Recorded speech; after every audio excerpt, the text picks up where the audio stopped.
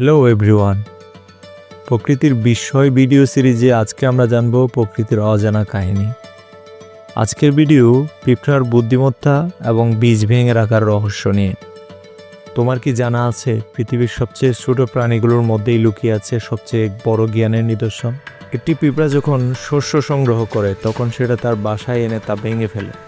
হ্যাঁ, ঠিক শুনছ, তারা বীজগুলিকে মাঝখান দিয়ে দুই ভাগ করে ফেলে। কেন?